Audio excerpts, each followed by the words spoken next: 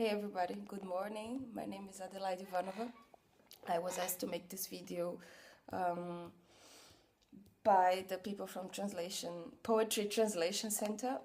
I think it has to do with the book launch in May, I'm not sure, but anyways, here I am. I should let you know what I'm reading at the moment. I'm reading a lot of things at the same time. I usually don't do that because I have a hard time fixing the information in my head if I read too many things at the same time. But I'm leaving on vacation by the end of the month, the first time in 2 years. I'm looking very forward, and I wanted to finish what I'm reading before I go to vacation, because during vacation then I would love to just like read poetry and just be in my bikini and do nothing.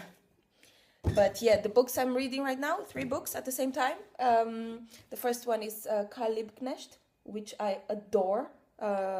Gedanken über Kunst are his essays on art, and he was a brilliant politician, a brilliant leftist politician. Together with Rosa Luxemburg, they did the revolution 100 years ago in Berlin, and were killed because of their beliefs and because of their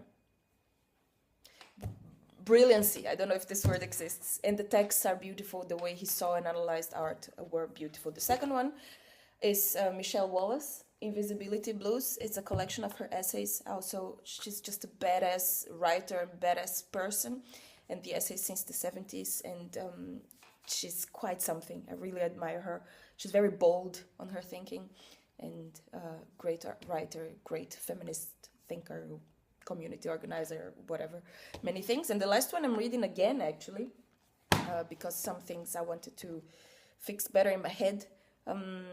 It's a book called Sem Terra com Poesia from Rosalie Salete Caudart, and Rosalie wrote about the poetry that is done within the Movimento dos Trabalhadores Sem Terra, the landless workers movement. She wrote the book in the 80s, and she writes about the poetry that is written in the settlements within the struggles of the landless workers movement, and she beautifully describes how the struggle contaminates the poetry writing, and also spoken poetry.